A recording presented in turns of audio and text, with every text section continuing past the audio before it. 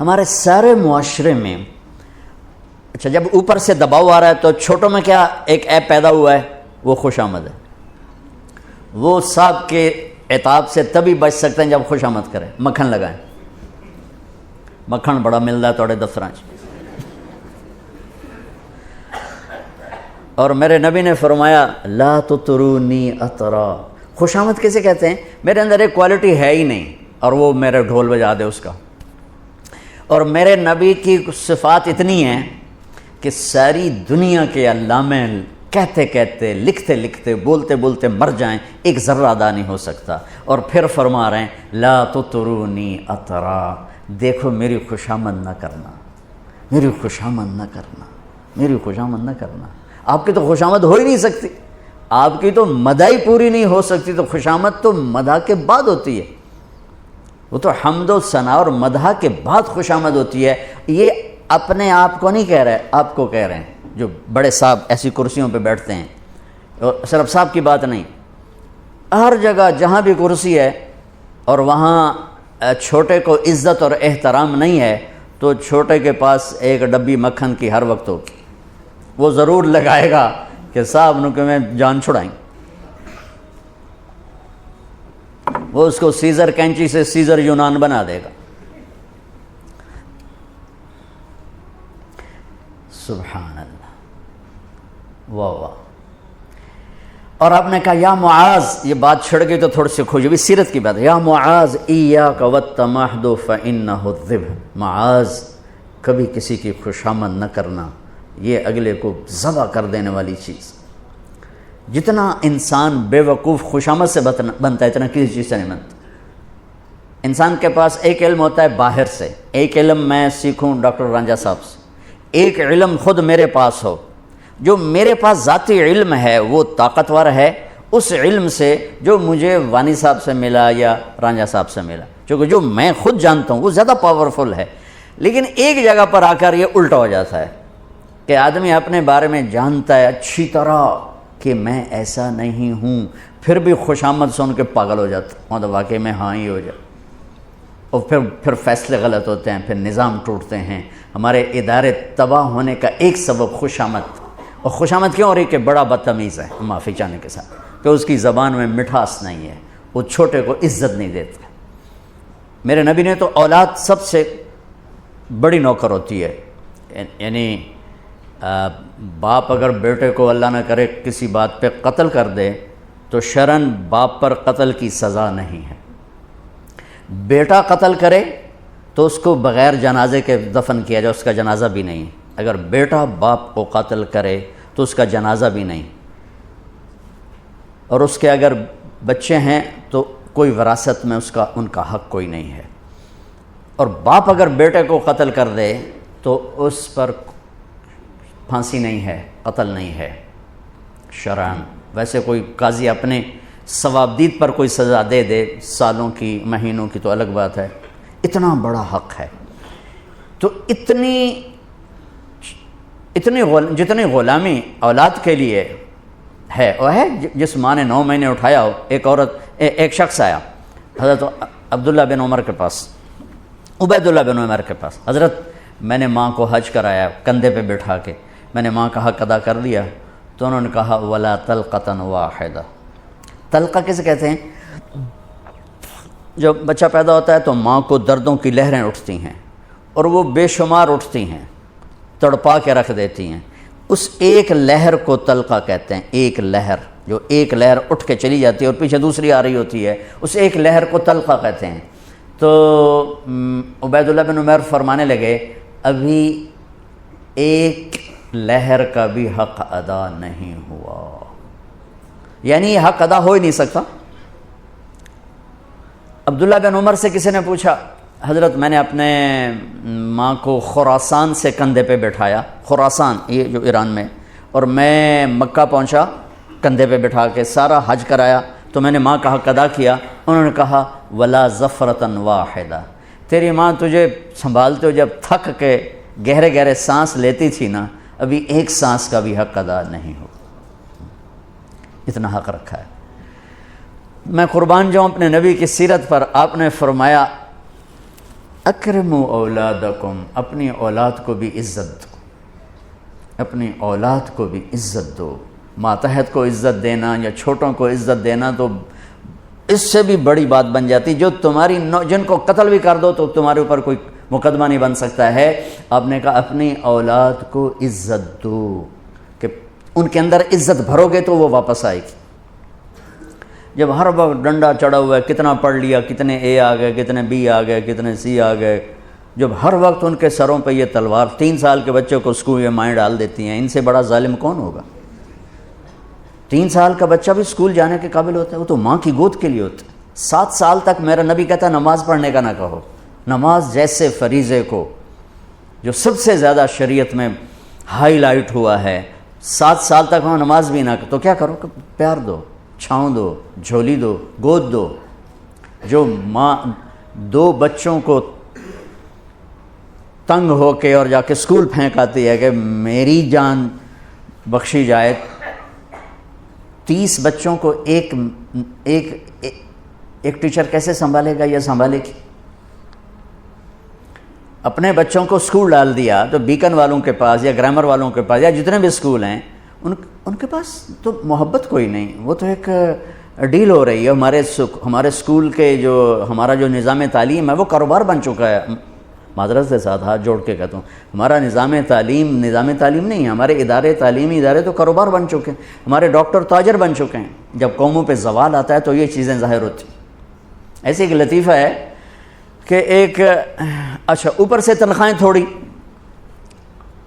ایک 40 بچے 30 بچے 20 بچے پکڑا دیے، ایک چیں کر رہا ہے، ایک باں کر رہا ہے، کوں کر رہا ہے، کہیں کر رہا ہے، وہ بیچارے کبھی ادھر بھاگتی کبھی ادھر بھاگتی ہے، تو ماں کہتی میں نے بیکن میں ڈال دیا، بس ہن ٹھیک ہو جائے گا، ٹھیک ہو جائے گا، وہ تیرے سر تے لتر مارے گا بڑا ہو کے۔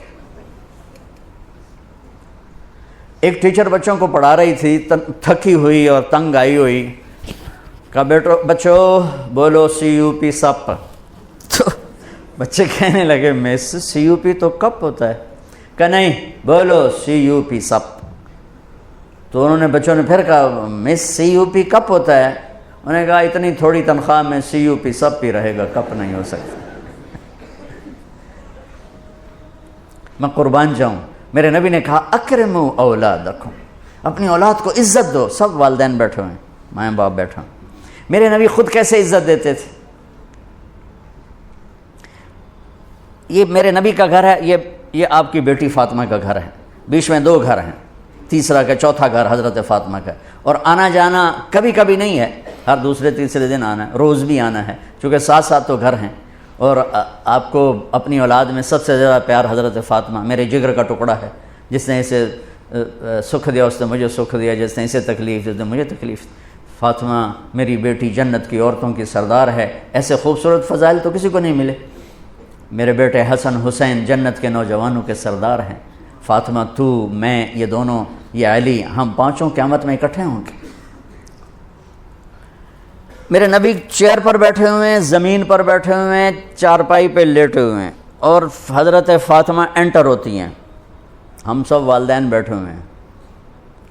اس کے بعد آپ انالیسس کریں کہ ہم اپنے بچوں کو یہ پروٹوکول دیتے ہیں، اور عام طور پر بیٹے کو پروٹوکول زیادہ ملتا ہے، بیٹی کو تو ملتا ہی کوئی نہیں، وہ تو شروع سے ہی بیچاری رگڑے کھاتی۔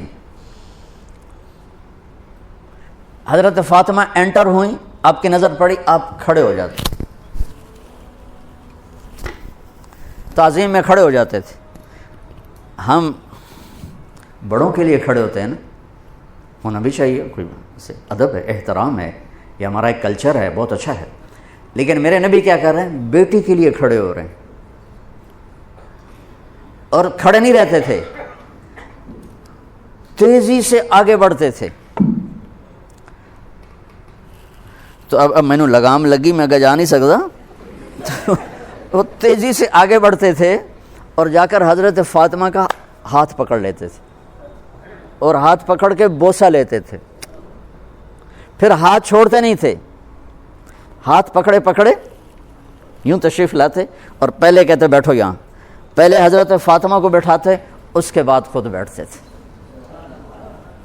یہ میرے نبی کی سیرت کے وہ پہلو ہیں جو آپ نے شاید کبھی نہیں سنے ہوں گے۔ چاند کے 2 ٹکڑے کر دیے. اس سے میرے نبی کی عظمت کا تو پتہ چلتا ہے، لیکن مجھے راستہ تو نہیں ملتا کہ میں نے زندگی کیسے گزارنی.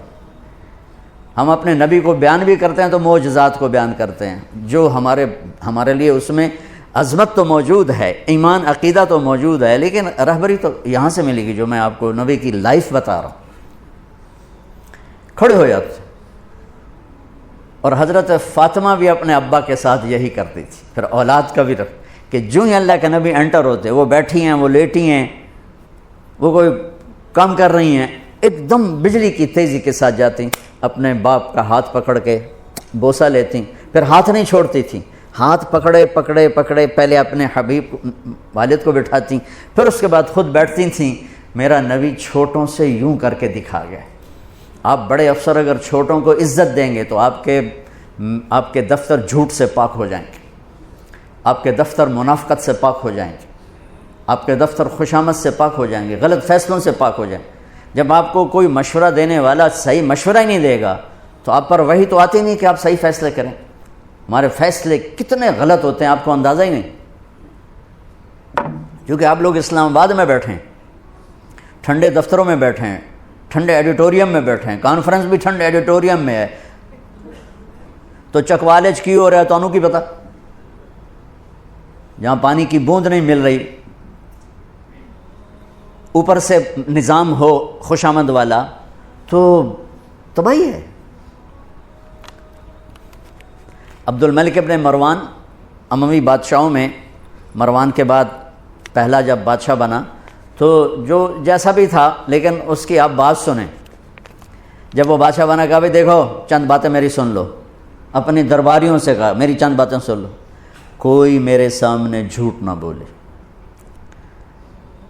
جس کا جھوٹ ثابت ہو گیا وہ اپنی زندگی کی پھر خیر منائے. کوئی میرے سامنے خوشامد نہ کرے.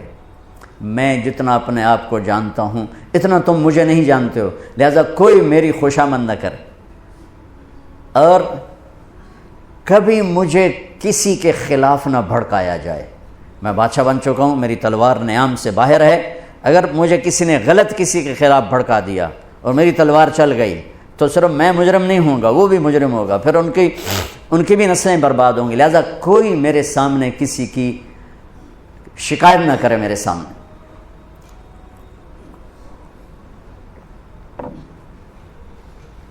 تو لفظ تو ایک تھا لیکن بات بہت لمبی ہو گئی، لیکن مفید ہی ہوئی. پہلی کتابوں میں کہ ایک نبی بھیجوں گا لا یقول الخنا، جو کبھی ایسا بول نہیں بولے گا جس سے کوئی یوں کہے جو میری بےزتی ہو. کیونکہ عزت اور ذلت کا احساس چھوٹے سے بچے سے پیدا ہو جاتا ہے. جو یوں آنکھ کھولتا ہے اور کچھ سننے اور بولنے کے قابل ہوتا ہے، اس کے اندر عزت اور ذلت کا پورا سسٹم بیدار ہو جاتا ہے. جب وہ مار کھاتے ہیں تو اندر ہی اندر ان کے اندر لاوا پکتا ہے. جب وہ 3 سال کے اسکول بھیجے جاتے ہیں اور روتے ہوئے جاتے ہیں تو ان کے اندر ایک نفرت پیدا ہوتی ہے، کیونکہ ماؤں نے اپنی ممتا، اپنی ماں ہونے کا حق ادا نہیں کیا، ان کو اسکول کے حوالے کر دیا. تو وہ مجھ سے چند مائیں کہ تو پھر کیا کریں، اسکول ہی پھر داخلے نہیں ملتے. میں نے کہا تو ہکو صرف یہی اسکول رہ گئے تو میرے کو لیا میں 10 سال بھی داخل کر لوں. ویسے میں نے مذاقاً کہا کتنے اسکول میں آپ نے اسٹیٹس کیوں بنا لیا؟ یہ ماؤں نے اسٹیٹس بنا لیا کہ فلاں اسکول میں میرا بچہ پڑھتا ہے، فلاں اسکول میں میرا. ان کو تمہاری اولاد سے تھوڑا غرض ہے، ان کو تمہارے پیسوں سے غرض ہے. تو عزت نفس لا یقول الخنا. عزت. آپ کو ایک واقعہ سناتا ہوں.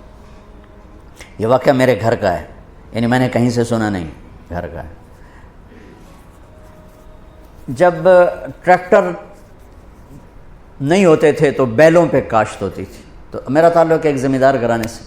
1961 میں سب سے پہلے پورے علاقے میں میرے والد ٹریکٹر لے کر آئے تھے 14,000 کا.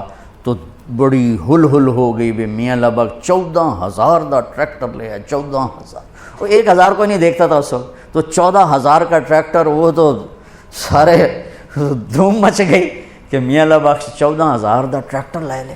تو وہ بیل ہوتے تھے. ہمارے ایک بیل نے چارہ کھانا چھوڑ دیا.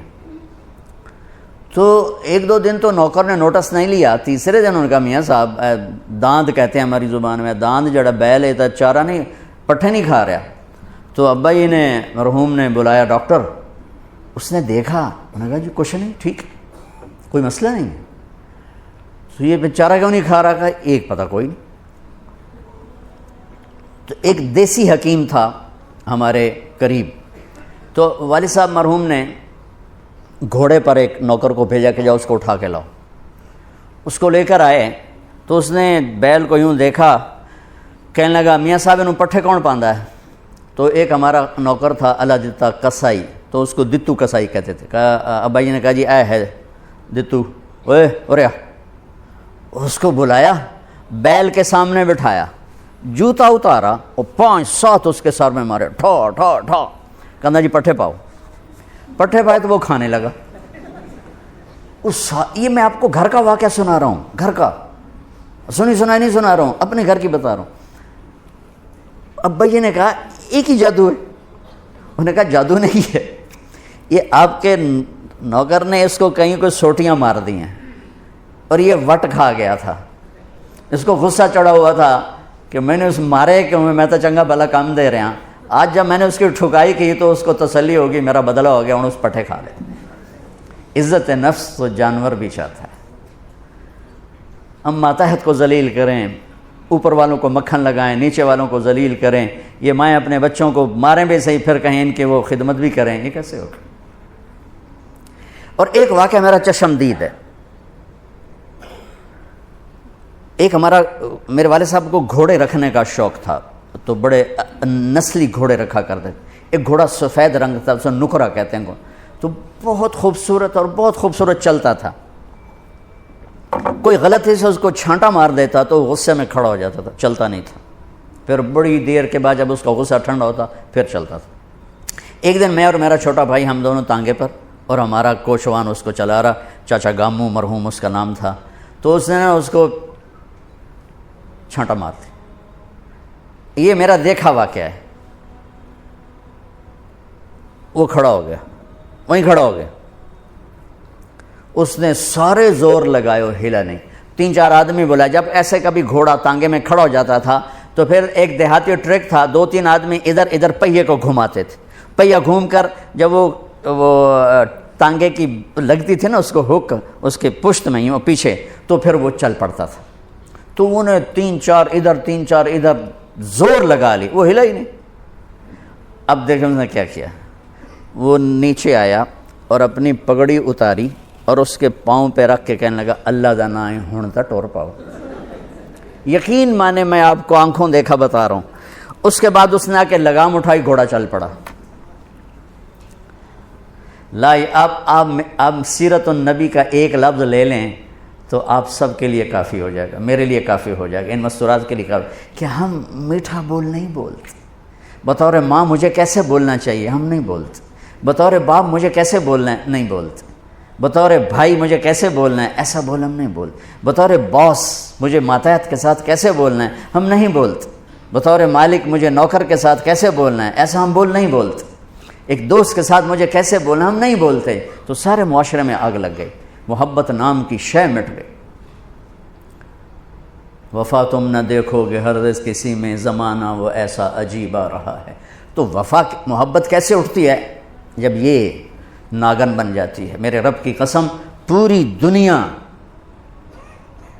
کا شہد اکٹھا کروں تو ایک میٹھا بول اس سے زیادہ میٹھاس رکھتا ہے. اور اللہ کی قسم 7 سمندر کی کڑواہٹ اکٹھی کروں تو ایک زبان کا کڑوا بول اس سے زیادہ کڑواہٹ رکھتا ہے. ہزاروں سال پہلے اللہ اپنے حبیب کو ہائی لائٹ کرنے کے لیے، میں نے کیا کہا، صفات کی کوئی انتہا ہے میرے نبی کی؟ کس چیز کو ہائی لائٹ کیا ہے؟ جس پہ معاشرہ خوبصورت بنتا ہے. لا یقول الخنا، جو کبھی ایسا بول نہیں بولے گا جو کسی کے دل کو توڑ دے، کسی کا آنسو بہہ جائے، کسی کی آہ نکل جائے، کسی کی فریاد نکل جائے. میرے نبی نے فرمایا اسلام کا سب سے مضبوط عمل آپس میں محبت کرنا ہے. اور محبت کیسے پیدا ہوتی ہے؟ میٹھے بول سے، اچھے اخلاق سے. محبتوں کو پیدا کرنے کے لیے پیسہ نہیں چاہیے، سرمایہ نہیں چاہیے، عہدہ نہیں چاہیے. عہدے کی عزت صرف آپ کے سامنے ہوگی، 4 قدم باہر جا کر آپ کو گالیاں نکالیں گے. میں ایک جگہ بیٹھا تھا تو دو آدمی میرے پیچھے بیٹھے تھے، تو ایک ہمارے علاقے کا بڑا آدمی انٹر ہوا، ساتھ نوکر حقہ اٹھایا ہوا اور بیگ اٹھایا ہوا، یہ دونوں نے تسبیح نہ اے فلانا، اس کی ماں بہن ایک کر دی، اتنی گالیاں اس کو نکال. اور جب وہ قریب آیا، سردار صاحب آؤ نا، تشریف تو لے آؤ، آؤ نا. وہ سردار دا کلّا ہور چا ہو گیا، میری تو بڑی عزت ہے، حالانکہ مجھے تو پتہ تھا کیا عزت ہوئی ہے. یہی آپ لوگوں کے ساتھ ہوتا ہے.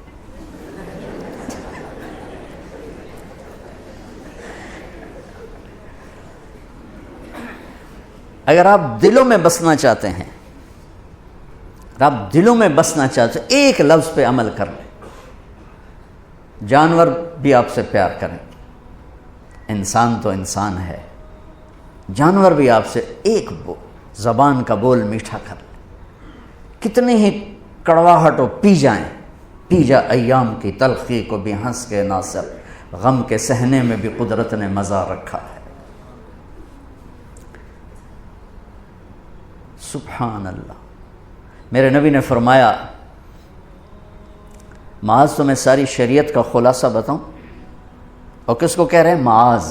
معاذ بن جبل کون ہے؟ آپ نے کہا میری امت کے علماء کا جھنڈا معاذ کے ہاتھ میں ہوگا. اتنے بڑے آدمی. اور ان کو سمجھایا ایسے جیسے معصوم بچے کو سمجھا. معاذ تجھے پوری شریعت کا خلاصہ بتاؤں؟ کہا جی بتائیں. تو آپ نے یوں کیا، پہلے فزیکلی زبان نکالی، پھر فرمایا کف ھذا، معاذ اسے قابو میں رکھو. اور اس کو تعبیر کہہ دی شریعت کا خلاصہ. پورا دین زبان کے اندر بند کر دیا، زندگی، معاشرت، ہر چیز کو کہا اسے قابو میں رکھو. کہ یہ کھل جائے تو سارا معاشرہ بے قابو ہو جاتا، اور سارا معاشرہ امبیلنس ہو جاتا. اور یہ قابو میں ہو تو گھر آباد، عزت محفوظ، رشتے آباد، محبتیں باقی.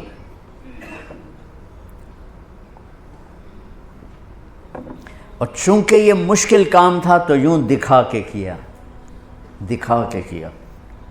کہ معاذ اپنی زبان پہ قابو رکھو. وہ کہنے لگے یا رسول اللہ انؤاخذ بما نقول، جو ہم بولتے ہیں اس کا بھی حساب ہوگا؟ تو آپ نے کہا تیرا بھلا ہو. وَهَلْ يُكُبُّ النَّاسَ فِي نَارِ جَهَنَّمَ إِلَّا حَصَائِدُ أَلْسِنَتِهِمْ، سب سے زیادہ جہنم میں دھکا دینے والی زبان ہوگی. میں حدیث پوری کر دوں، ادھر چلا تو چلتا چلا گیا. ایک نبی بھیج رہا ہوں، سبحان اللہ، لا یقول الخنا، جو کبھی ایسا بول نہ بولے گا جس سے کسی کا، دیکھو ہم نبی نہیں ہیں، ہم سے ہوگا. تو اللہ نے ازالہ رکھا ہے، اگر ہو جائے تو معافی مانگ لیں، میں قربان جاؤں. اللہ اکبر. حنین کی جنگ میں پہلے شکست ہو گئی. جنہوں نے بھی تھوڑی بہت سیرت پڑھی ان کو معلوم ہوگا، حنین کی جنگ جب ہوئی تو وہ حوازن کا جو قبیلہ تھا وہ دروں میں چھپا بیٹھا تھا، اور یہ گھاٹی سے گزر رہے، اوپر سے تیر برسائے، بھگدڑ مچ گئی. ایک صحابی کا پاؤں بھاگتے ہوئے ہمارے نبی کے پاؤں پہ آن لگا، آ پڑا. تو وہ جوتا تھا، جنگی جوتا، ہارڈ قسم کا. تو آپ کو تکلیف ہوئی، تو آپ کے ہاتھ میں ایک چھڑی تھی، آپ نے اس کو بھاگتے کو یوں ماری. کہا اوجعتنی، سوٹا نہیں تھا، چھڑی تھی. اب یوں مار کا اوجعتنی، ارے تو نے دیکھ کے تو بھاگنا تھا، تو نے میرا پاؤں کچل دیا، مجھے تکلیف پہنچائی تو نے. انہوں نے لوہے کی زرہ پہنی ہوئی تھی جس پہ تلوار بھی اثر نہیں کرتی، تو چھڑی نے کیا اثر کرنا تھا؟ ٹھیک ہے نا میری بات سمجھ میں آئی؟ کہ انہوں نے لوہے کا لباس پہنا ہوا تھا تو اس پر تو تلوار اثر نہیں کرتی، چھڑی نے کیا اثر کرنا تھا؟ وہ کہتے ہیں جب میرے کان میں آواز پڑی اوجعتنی، مجھے تم نے دکھ دیا، تو کہا مجھے یقین ہو گیا کہ اب میری خیر نہیں، اب اللہ تعالیٰ کی طرف سے کوئی وحی آئے گی، میری تباہی بربادی کا فیصلہ سنائے گی. کہ رات میں سو نہیں سکا، ساری رات جاگتا رہا. فجر کی نماز پڑھی تو اعلان، اپنے خیمے میں پہنچا تو اعلان ہوا کہ جس شخص کا پاؤں اللہ کے نبی کے پاؤں پہ آیا تھا وہ حاضر ہو جائے، جس کا پاؤں نبی کے پاؤں پہ پڑ گیا تھا وہ حاضر ہو جائے. کہنے لگے، میں نے کہا لے ہو گئی نا گل پوری، اب پتہ نہیں تیرے لیے کیا سزا آ رہی ہے. کہ میں ڈرتے ڈرتے پہنچا، آپ تشریف فرما تھے. آپ نے مجھے دیکھ کے تبسم فرمایا اور فرمایا کہ میرے بھائی کل میں نے آپ کو چھڑی ماری تھی، وہ پاؤں والی بات ہی چھوڑ دی، کل میں نے آپ کو چھڑی ماری تھی تو میں اس پہ معافی مانگنے کے لیے آپ کو بلایا ہے۔ میں آپ کو پہلے کیا بتا چکا ہوں کہ لوہے کے لباس پر تو تلوار اثر نہیں کرتی، تو چھڑی کیا کرتی؟ کہ میں ایک تو آپ سے معافی مانگنی ہے اس لیے آپ کو بلایا ہے، اور دوسرا کیا، یہ ذرا سننے والی بات ہے، اور دوسرا وہ جو میں نے آپ کو چھڑی ماری تھی اس کے ازالے کے لیے میرے پاس ایک ہی تجویز آئی ہے ذہن میں، اللہ نے ڈالی ہے، یہ میرے پاس 60 اونٹنیاں ہیں، میں آپ کو گفٹ کرتا ہوں، لے جائیں۔ 60 اونٹنیاں، عرب کی سب سے قیمتی متاع اونٹنی تھی، اونٹ بھی نہیں، اونٹ سے تو آگے نسل نہیں چلتی نا، اونٹنی بچے دیتی ہے، تو 60 اونٹنیاں اس کو دیں ایک چھڑی مارنے پر۔ ہم بشر ہیں، عام انسان ہیں، عام مرد عورت ہیں، ہم سے زبان کھل جائے گی، جب کھلے فوراً معافی مانگ لو، اپنی طبیعت پہ جبر کر کے اپنے آپ کو شکست دے کے معافی مانگ، تو اللہ آہستہ آہستہ آہستہ آپ کے منہ میں شہد بھر دے گا۔ اور اگر آپ نے کہا میں بڑے باپ کا ہوں، میں کوئی چھوٹا تھوڑا ہی ہوں، میں کیوں معافی مانگوں، تو پھر وہ انانیت جگہ پکڑتی رہے گی۔ اب آگے چلتے ہیں، لا یقول الخنا، اور انانیت سے اگلا جو آیا ہے وہ بھی انانیت سے متعلق ہے کہ وہ میرے نبی کا بول کیسا ہوگا، تواضع کیسی ہوگی، اب وہ بھی سن لیں۔ لو یمشی علی القصب الیابس لم یسمع من تحت قدمیہ من سکینتہ، سبحان، ایسا نبی بھیج رہا ہوں جو خشک لکڑیوں پہ بھی چلے تو اس کے چلنے کی آواز نہ آئے، خشک لکڑیوں پہ کڑ کڑ کڑ کڑ کڑ کڑ کے چڑیا بھی بیٹھ جائے تو ٹک ٹک کی آواز آتی ہے۔ اور میرا اللہ فرما رہا ہے اپنے حبیب کے بارے میں، اتنی تواضع والے ہوں گے، اتنی عاجزی والے ہوں گے کہ خشک شاخوں پر بھی قدم رکھیں گے تو آواز نہیں آئے گی۔ اور اس سے بھی اگلی بات، لو یمشی علی السراج لم یطفئہ من تحت قدمیہ، اور وہ چلتے ہوئے چراغ پر، چلتے ہوئے جلتے ہوئے چراغ پر بھی پاؤں رکھیں گے تو چراغ بجھنے نہیں پائے گی۔ کیا تشبیہ ہے، بلندی کتنی ہے، قاب قوسین او ادنی، اور تواضع کیا ہے کہ خشک لکڑی پہ چلیں تو آواز نہ آئے، چراغ پہ پاؤں رکھیں تو چراغ بجھنے نہ پائے۔ یہ پچھلے زمانوں سے میرے نبی کے آمد کے اعلان شروع ہوئے۔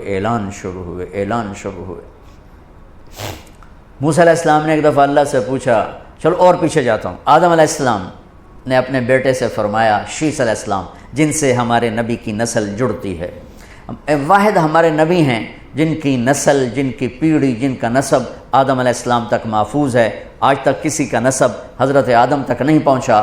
میں ہر جگہ یہ سناتا ہوں تاکہ ہمارے اندر اپنے نبی کی عظمت، محبت ہمارے اندر کو جگہ پکڑے کہ آپ نے فرمایا میں اپنے باپ عبداللہ سے آدم تک، میرے باپ کسی باپ کے دامن پر بدکاری کا چھینٹا نہیں ہے، سب پاکیزہ تھے، سارے پاکیزہ۔ نسب کیا ہے، محمد بن عبداللہ بن عبد المطلب بن ہاشم بن عبد مناف بن قصی بن کلاب بن مرہ بن کعب بن لوی بن غالب بن فہر بن مالک بن نضر بن کنانہ بن خزیمہ بن مدرکہ بن الیاس بن مضر بن نزار بن معد بن عدنان بن اود بن حمیسہ بن سلامان بن عوس بن بوز بن قموال بن ابی بن عوام بن ناشد بن حیزہ بن بلداس بن یدلاف بن طابق بن جاحم بن ناحش بن ماخی بن عیفی بن عبقر بن عبید بن الدعاء بن حمدان بن سمبر بن یثربی بن یحزن بن یلحن بن ارعوہ بن عیدی بن زیشان بن عیسر بن اقناد بن ایہام بن مقصر بن ناحد بن زارع بن سمی بن مزی بن عوض بن عرام بن قیدار بن اسماعیل بن ابراہیم بن آذر بن ناحور بن سروج بن رعو بن فائج بن عابر بن ارفخشاد بن سام بن نوح بن لامک بن متوشال بن ادریس بن یرد بن ملحل ایل بن قینان بن آنوش بن شیس و بن آدم علیہ السلام۔ تو میں شیس کی بات کر رہا تھا، آدم علیہ السلام نے شیس علیہ السلام سے کہا، وہ بھی نبی تھے، بیٹا تیری پشت میں ایک امانت ہے، جس باپ کی پشت میں میرے نبی کی امانت شفٹ ہوتی تھی ان کا ماتھا روشن ہو جاتا تھا، نور نبوت چمکتا تھا یہاں۔ حضرت ہاشم بازار میں جا رہے تھے، سامنے سے یہودی عورت گزری، اس نے یوں دیکھا تو کہا ہاشم ایک رات گزار لے میرے پاس، جو لینا ہے لے لے۔ تو حضرت ہاشم نے کہا بی بی میں تو عزت دار آدمی ہوں اور سردار آدمی ہوں، تو مجھے گناہ کی ایسے کھلم کھلا دعوت دیتی۔ چلے گئے۔ اگلے دن ان کی شادی ہوگی حضرت سلمہ سے بنو نجار میں، یہ مدینہ کی بات ہے۔ 2-3 دن گزرے تو ہاشم بازار سے جا رہے تھے، سامنے سے وہی عورت آ رہی تھی، تو وہ کچھ کہے بغیر گزرنے لگی تو اس کو روک لیا۔ اس سے فرمانے لگے تم نے مجھے گناہ کی دعوت دی تھی، شادی کیوں نہیں کر لیتی؟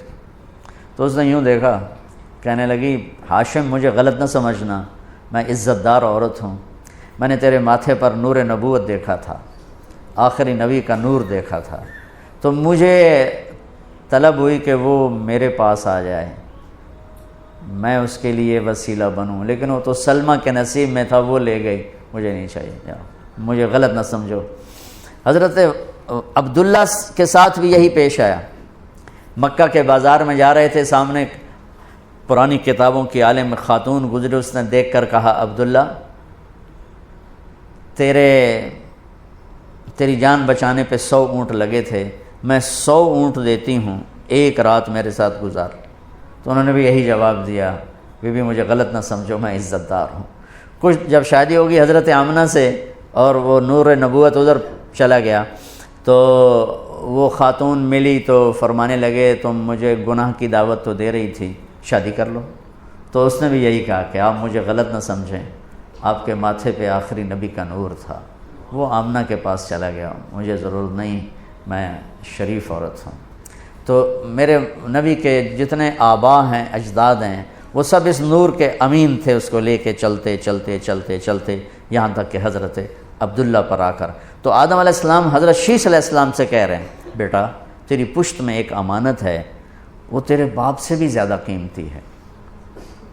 تو شیش کہنے لگے کہ ابا جان کیا بیٹا بھی باپ سے قیمتی ہو سکتا ہے؟ بیٹا بھی باپ سے قیمتی ہو سکتا ہے؟ کہنے لگے بیٹا تو اس کی بات کرتا ہے، میں تجھے اس کی امت کا سناؤں؟ امت کا؟ کیا؟ کہ دیکھ تیرے باپ نے ایک خطا کی، جنت سے نکال دیا گیا، وہ ساری زندگی خطائیں کریں گے پھر بھی اللہ ان کو جنت میں ڈالے گا۔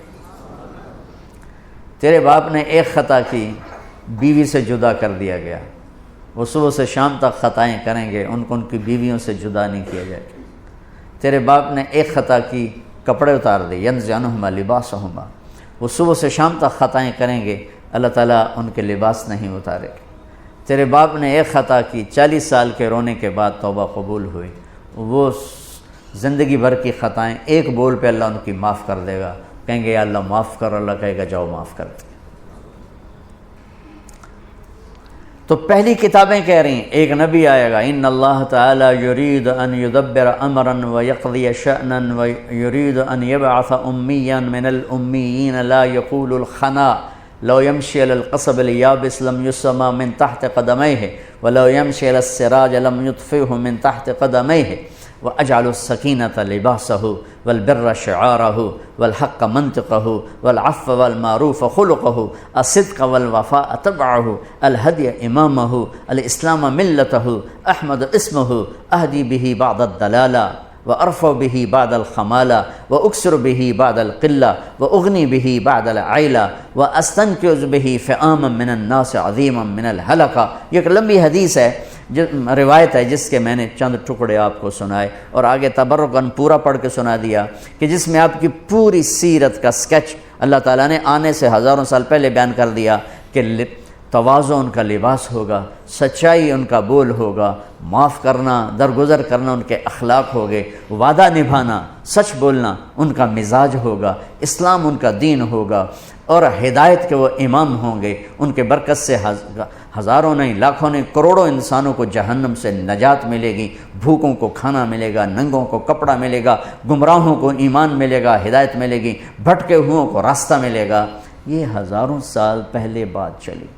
پھر آگے چلیں آگے چلیں آگے چلیں، قرآن میں آ جائیں تو میرے رب نے قرآن میں جو اپنے حبیب کو بیان کر دیا ہے، کمال کر دیا ہے۔ ہمارا ابھی ربیع الاول میں شروع سے آ رہی ہے بات، نعت خوانی ہوتی ہے، سارا سال ہوتی ہے، شعراء اپنی اپنی حیثیت کے مطابق نعتیں پڑھتے ہیں. تو میں کہا کرتا ہوں میرے رب نے بھی اللہ کے اپنے حبیب کی قرآن میں نعت خوانی کی، تو اللہ کی نعت خوانی تو اس کے لیول کی ہوگی نا. پھر میری نعت میرے لیول کے مطابق، میرے رب کی نعت میرے رب کے لیول. یا ایھا الذین آمنوا لا تقولوا رائنا ولکن قولوا انظرنا قد جاءکم من اللہ نور وکتاب مبین. یا ایھا النبی انا ارسلناک شاہدا ومبشرا ونذیرا وداعیا الی اللہ باذنہ وسراجا منیرا. تبارک الذی نزل الفرقان علی عبدہ لیکون للعالمین نذیرا.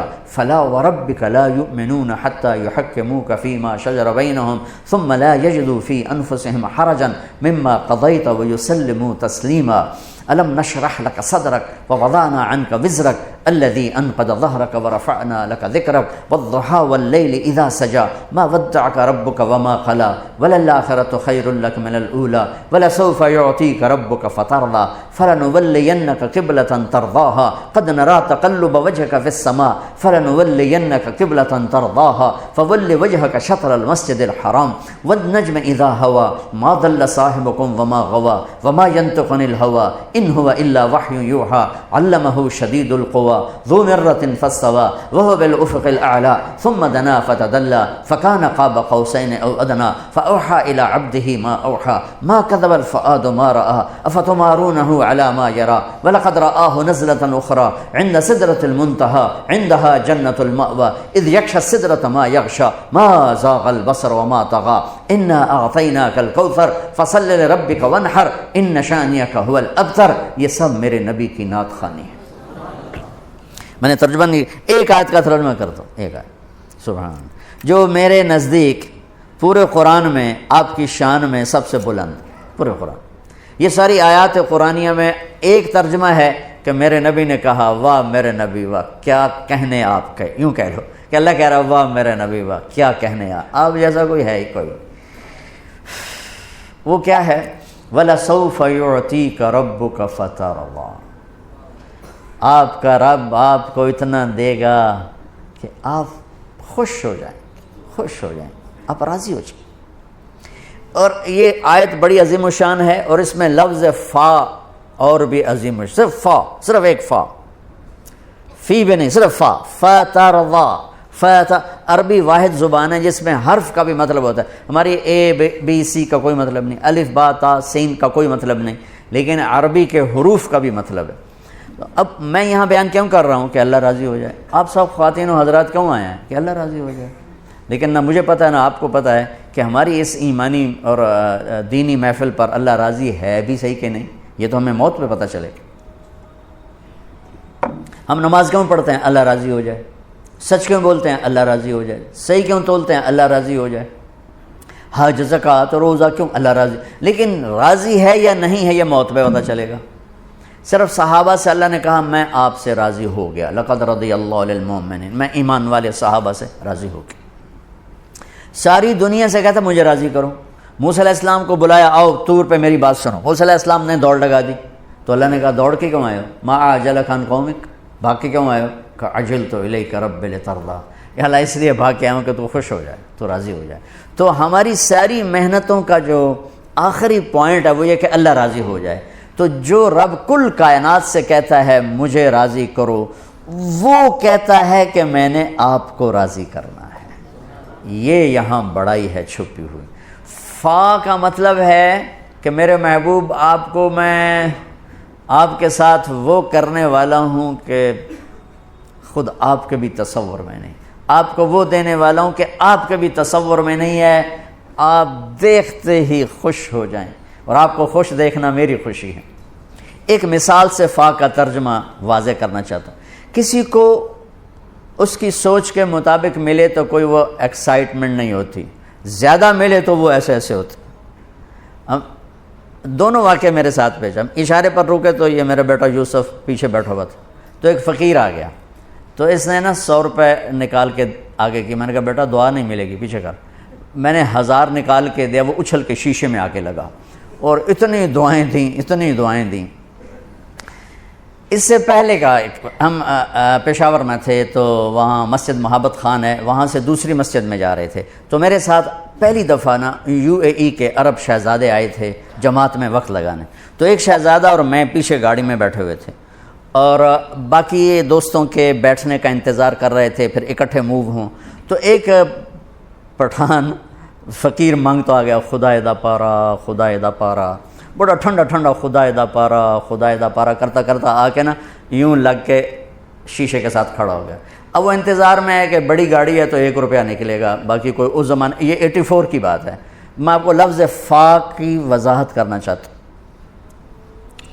اس زمانے میں کوئی 4 آنے دیتا تھا، کوئی 8 آنے، روپیہ کوئی گاڑی والا دیتا تھا، لہٰذا وہ اب خدا دا پارا خدا دا منہ اوپر تھا، میں چونکہ اس کو دیکھ رہا تھا، تو وہ جو عرب شہزادہ تھا اس نے جیب میں ہاتھ ڈالا، جتنے پیسے تھے نا نکال کے اس کے ہاتھ میں ڈالے نا، تو وہ کہہ رہا تھا خدا دا پارا خدا،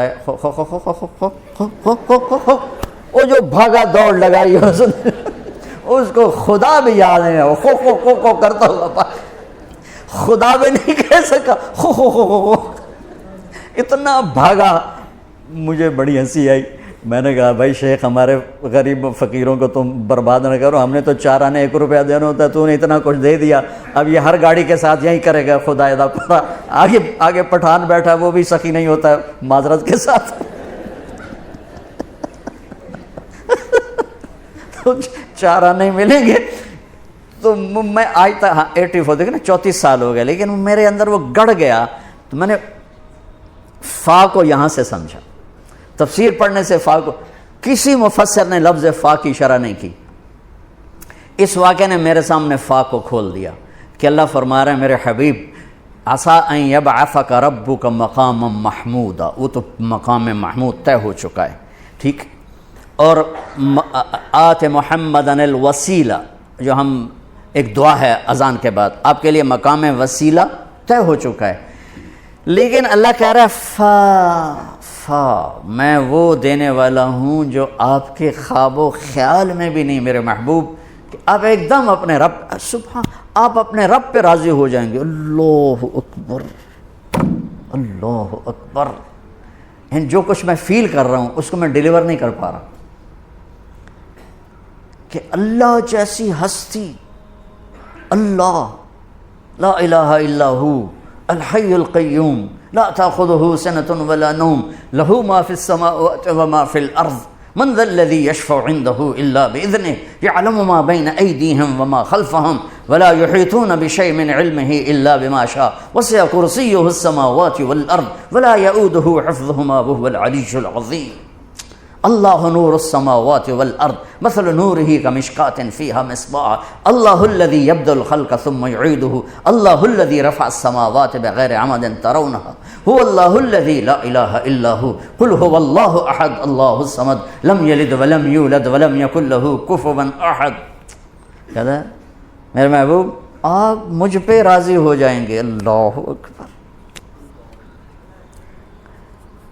اتنا مقام، اتنا مقام، تو ہم تو امتی ہیں، ہمیں تو اللہ اس کے رسول کو راضی کرنا فرض عین ہے، ورنہ نجات نہیں۔ تو یہ 1-1.25 گھنٹے 1.5 گھنٹے کی میٹنگ سے تو اور کانفرنس سے یا سیرت النبی کے جلسے سے تو زندگی سمجھ میں نہیں آتی، یہ تو پوری زندگی کی محنت ہے۔ میرے بھائی بہنوں، اپنے نبی کی زندگی کو سیکھو، اپنے نبی کی زندگی کو سیکھو، اور اللہ کی قسم فطرت کی زندگی ہے جو ہم گزار رہے ہیں، ان نیچرل لائف ہے، تھکی ہوئی لائف ہے، لیکن میرے نبی ایک خوبصورت زندگی لائے۔ میرا اللہ کہتا ہے لقد کان لکم فی رسول اللہ اسوۃ حسنہ، اگر زندگی کو خوبصورت بنانا چاہتے ہو تو پھر در مصطفیٰ سے یہ سودا ملے گا اور کہیں سے نہیں ملے گا۔ تمہارے کپڑے خوبصورت ہوں، تمہاری ٹائی اچھی ہو، تمہاری گاڑی بہت بڑی ہو، تمہارا گھر بڑا ہو، یہ چیزیں ہر جگہ دستیاب ہیں، لیکن تمہاری لائف خوبصورت ہو، لائف زندگی خوبصورت ہو۔ میرے نقطے کو سمجھنے کی کوشش کریں۔ تمہاری گاڑی خوبصورت ہو، جتوں مرضی لے لو، تمہارا گھر خوبصورت ہو، جن کو مرضی نقشہ بنوا لو، تمہارے کپڑے بڑے قیمتی ہوں، جہاں سے مرضی لے لو، تمہاری گھڑی بہت قیمتی ہو، جہاں سے مرضی لے لو، 10 کروڑ کی گھڑیاں بازار میں مل رہی ہیں، لیکن تمہاری زندگی خوبصورت ہو، میری آپ کی خواتین کی زندگی خوبصورت ہو، یہ صرف در مصطفیٰ سے یہ خزانہ ملے گا اور کہیں سے نہیں مل سکتا کہ میری لائف خوبصورت، ان 3 کپڑوں میں جو میرا وجود ہے، جس وجود کا، اس جرسی کا نام لائف نہیں ہے، اس کرتے اور شلوار کا نام لائف نہیں ہے، اس گھڑی کا نام لائف نہیں ہے جو میں نے باندھی ہوئی ہے، لائف ہے جو میرے اندر آباد،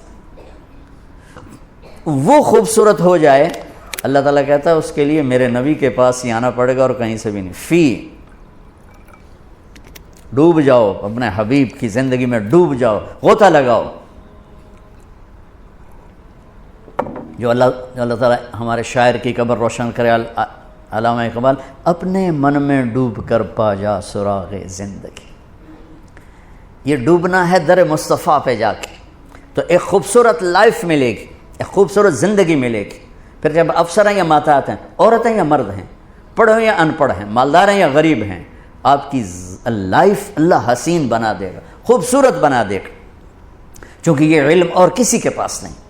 زندگی جذبات کا نام ہے، اور جذبات جب مجروح ہوتے ہیں زندگی ویران ہو جاتی ہے، اور جذبات کو پانی پلایا میرے نبی نے۔ ہے ایک یہودی کا جنازہ گزرا، میرے نبی کھڑے ہو گئے، سبحان اللہ، لَتَجِدَنَّ أَشَدَّ النَّاسِ عَدَاوَةً لِلَّذِينَ آمَنُوا الْيَهُودَ وَالَّذِينَ أَشْرَكُوا۔ وہ یہودی ہو کے، یہ اپنے صحابہ نے کہا یا رسول اللہ یہودی ہے، انسان تو ہے، نفس تفلتت منی، ہائے ہائے۔ ایک یہودی بچہ آپ کو آ کے ملا کرتا تھا، چند دن ہوئے آیا نہیں، آپ نے کہا وہ ایک یہودی بچہ آتا تھا، کدھر؟ کہا جی بیمار ہے۔ اچھا چلو اس کا حال پوچھیں۔ کتنی دور تھا؟ 7 میل، 7 میل پیدل گئے آپ اس کے لیے۔ دیکھو ہمارے بھائی سے آں ہو جائے تو ہم اس کو ملنا چھوڑ دیتے ہیں، سگے بھائی، ایک چھاتی کا دودھ، ایک ماں کے پیٹ سے نکلنے والا بھائی، رشتوں پر اونچ نیچ ہو جائے تو سگے بھائی بہن ایک دوسرے کو سلام چھوڑ جاتے، ملاقات چھوڑ جاتے۔ اور یہ یہودی، اسلام نفرت نہیں سکھاتا، اسلام محبت سکھاتا ہے۔ میں دائیں بائیں ہو جاتا ہوں لیکن چیزیں ضروری ہوتی ہیں جو میرے ذہن میں آتی ہیں۔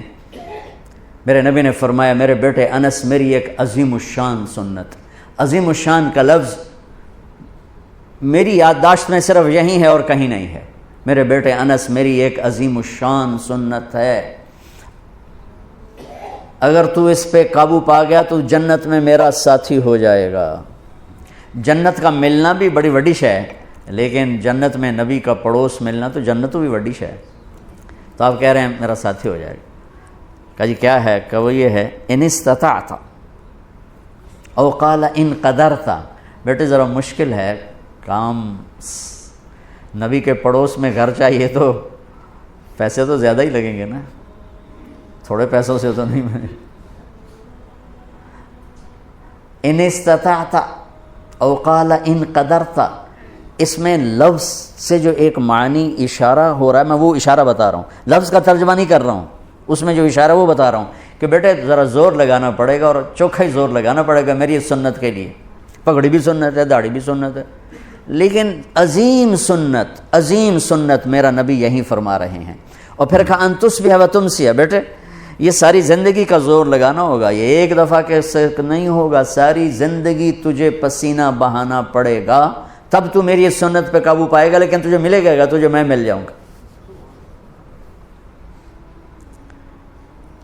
کہا جی کیا ہے؟ کہ وہ یہ ہے وَلَيْسَ فِي قَلْبِكَ غِشٌّ لِأَحَدٍ فَافْعَلْ۔ بیٹا اس دل میں کسی کے لیے کھوٹ نہ پیدا کر۔ آپ غور فرمائیں، کسی کے لیے، لِأَحَد، کسی کے لیے، بیٹا مسلمانوں کے لیے نہیں، نمازیوں کے لیے، جنید بغدادی جیسے لوگوں کے لیے، رابعہ بصری جیسی عورتوں کے نہیں۔ 7 ارب انسان اس وقت ہیں، اس وقت پتہ نہیں کتنے انسان تھے، اور یہ قیامت تک کا دستور میرے نبی بتا رہے ہیں کہ میری عظیم الشان سنت یہ ہے کہ دل کو سب سے صاف کر دو، اور یہ ایک دفعہ نہیں ہوگا، ایک دفعہ صاف کرو گے 10 دفعہ پھر گندا ہوگا، اس لیے کہا ان تصبح و تمسی، بیٹا ساری زندگی جھاڑو لے کے لگے رہنا۔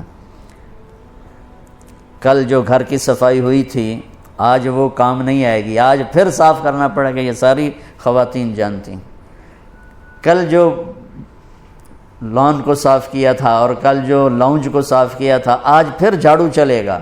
ایسے ہی دل کے آنگن میں لوگوں کے منفی رویوں سے ہر وقت کھوٹ آئے گا، غصہ بھی آئے گا، بغض بھی آئے گا. میرا نبی کہا جھاڑو دے دے، جھاڑو دے دے، صاف کر دے، صاف کر دے، صاف کر دے. میرے ساتھ ڈائریکٹ ہو جا، میرے ساتھ ڈیل کر کہ تو اس کو پی کے صاف کر، میں تجھے مل جاؤں گا. سبحان اللہ، کیا زندگی سکھائی ہے. اور اب ہمارا نفرت. اور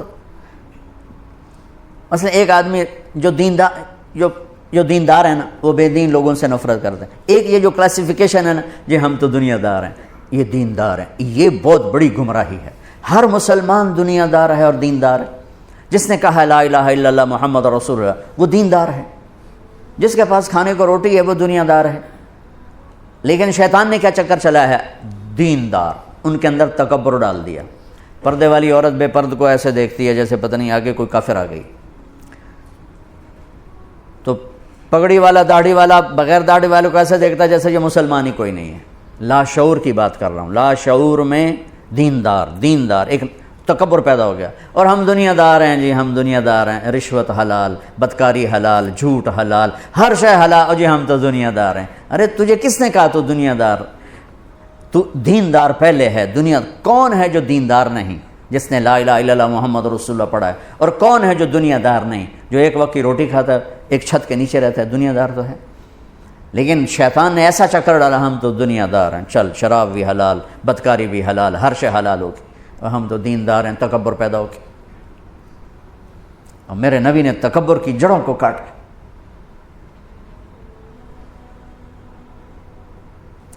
چلو بھئی اس کا حال پوچھیں. کون؟ کسی صحابی کی اولاد نہیں ہے، یہودی کا بیٹا ہے. 7 میل بنو قریظہ، 4 میل ہے قبا، اور پھر 3 میل آگے رہتے تھے بنو قریظہ. بنو قریظہ کے کعب بن اشرف کا گھر ابھی بھی وہاں باقیات کھڑی. پہنچے تو وہ مر رہا تھا. تو آپ نے دیکھا تو کہا بیٹا قل لا الہ الا اللہ، کلمہ پڑھ لے بیٹا، کلمہ پڑھ لے. تو اس نے ایسے ابا کو دیکھا، اپنے باپ کو دیکھا. کم وقت کو پتہ ہے کہ سچے ہیں. انہوں نے کہا اطیع ابا القاسم، کمان لے اس کی. تو انہوں نے کہا لا الہ الا اللہ محمد رسول اللہ. اس کی جان نکل گئی، وہیں جان نکل گئی. تو میرے نبی ایسے کھڑے تھے نا، یوں ہو گئے، پنجوں پہ ہو گئے، یوں سے یوں ہو گئے ایسے پنجوں. خوشی سے بچے نہیں پنجوں پہ ناچنے لگتے. تو میرے نبی خوشی سے پنجوں پر ہو گئے اور کہنے لگے الحمدللہ الذی انقذہ بی من النار. اللہ تیرا شکر ہے تو نے اسے میرے وسیلے سے جہنم سے نجات دے دی. میرے نبی ایک خوبصورت لائف لے کر آئے ہیں. تبلیغ اس کو سیکھنے کی محنت ہو رہی ہے کہ مجھے زندگی کا حسن 7 بر اعظم پھر لو. آفا کہا گردی دام مہر بتا ورزی دام بسیار خوباں دی دام لیکن تو چیزیں دیگری. ساری دنیا گھومو، اللہ کی قسم اس سوال کا جواب کہیں سے نہیں ملے گا. لائف کیسے خوبصورت، آپ کی صحت اچھی ہو سکتی ہے، لائف کیسے خوبصورت، زندگی کیسے خوبصورت. وہ صرف در مصطفیٰ سے یہ دولت ملے گی اور کہیں سے نہیں ملے گی. میرے نبی نے ایسے جو نکتہ وروں سے کھل نہ سکا اور فلسفیوں سے حل نہ ہوا، وہ رازق کملی والے نے بتلا دیا چند اشاروں میں. زندگی گزارنے کا طریقہ بتا کر گئے. گھر میں کیسے ہونا ہے، دفتر میں کیسے ہونا ہے، باہر کیسے ہونا ہے، جنگ میں کیسے ہونا ہے، امن میں کس طرح ہے، فقر میں کیسے ہے، غنا میں کیسے ہے، امارت میں کیسے ہے، بادشاہی میں کیسے ہے. زندگی کے ہر روپ کو اجالا دے دیا، ہر روپ کو اجالا دے دی. یہ میرے بھائی بہنوں سیکھنے کی چیز.